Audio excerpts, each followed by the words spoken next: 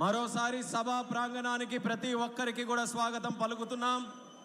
వేదికను అలంకరించిన మన అధ్యక్షులు వారు, తెలుగుదేశం పార్టీ కుటుంబ సభ్యులు, నాయకులు, మరి ముఖ్యంగా ఈరోజు ఈ కార్యక్రమానికి ఇంత ఉత్సాహం ఊపు తీసుకొని వస్తున్నటువంటి మా తెలుగుదేశం పార్టీ కార్యకర్తలు, సోదర సోదరిమణులందరికీ కూడా మరోసారి సభకి స్వాగతం పలుకుతున్నాం. ఇప్పుడే మనం చూసాం, గతంలో కూడా ఎన్నో మహానాడులు చూసాం.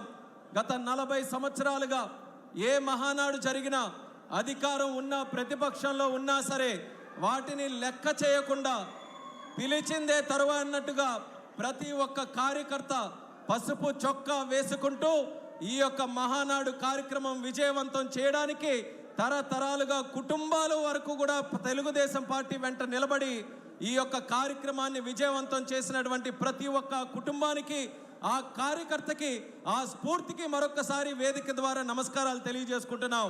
అలాగే గత 12 సంవత్సరాలుగా నేను చూస్తున్నటువంటి మహానాడుల్లో కూడా అతి ముఖ్యమైనటువంటి కార్యక్రమంగా, ఎంతో ఆసక్తిగా ఎదురు చూసే కార్యక్రమం, గతంలో ప్రతిపక్షంలో ఉన్నప్పుడు 2022లో ఒంగోలులో ఒక కార్యక్రమం చేస్తే ఆ మహానాడు ద్వారా కార్యకర్తలందరికీ కూడా ధైర్యం నింపి పంపించినటువంటిది మన మహానాడు కార్యక్రమం. 2023లో రాజమండ్రిలో మనం మహానాడు కార్యక్రమం పెడితే యుద్ధానికి మేమందరం కూడా సంసిద్ధంగా ఉన్నామని నినాదంతో ముందుకెళ్ళినటువంటిది రాజమండ్రిలో మహానాడు కార్యక్రమం.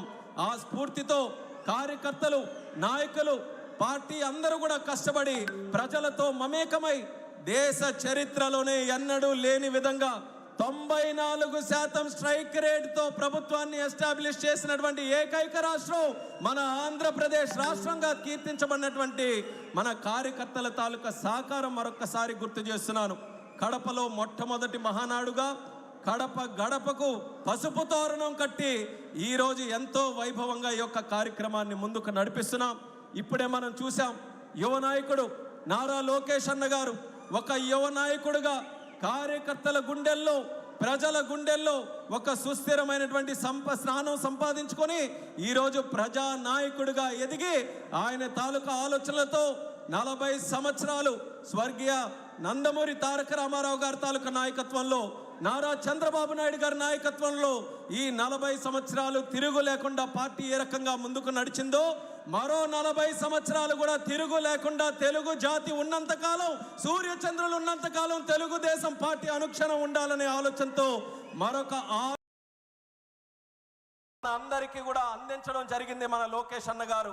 ఆ యొక్క శాసనాలని తీర్మాన రూపంలో ప్రవేశపెట్టి ప్రతి ఒక్క కార్యకర్తకి కూడా ఒక దశ నిర్దేశం చేసే విధంగా ఈ యొక్క మహానాడులో ఈ 6 తీర్మానాలు కూడా ముందుకు నడిపిస్తున్నాం. అందులో మొట్టమొదటి తీర్మానం కార్యకర్తే అధినేత అన్నటువంటి తీర్మానం. ఇప్పుడే లోకేష్ అన్న గారు చెప్పారు, కార్యకర్తకి ఎటువంటి ఆపద వచ్చినా, కార్యకర్తకి ఏ కష్టం వచ్చినా నేను ఎప్పుడు కూడా ఉంటానని ధైర్యం ఇస్తూ, అలాగే భవిష్యత్తులో కూడా ఆ కార్యకర్తకి పార్టీ ఎల్లప్పుడూ కూడా నిల్చుంటుందనే ఆలోచనతో ఈ యొక్క తీర్మానాన్ని ప్రవేశపెడుతున్నాం. ఈ తీర్మానాన్ని ప్రవేశపెట్టవలసిందిగా మన మంత్రివర్యులు, యువ నాయకులు కొల్లు రవీంద్ర గారిని మాట్లాడవలసిందిగా కోరుతున్నాం.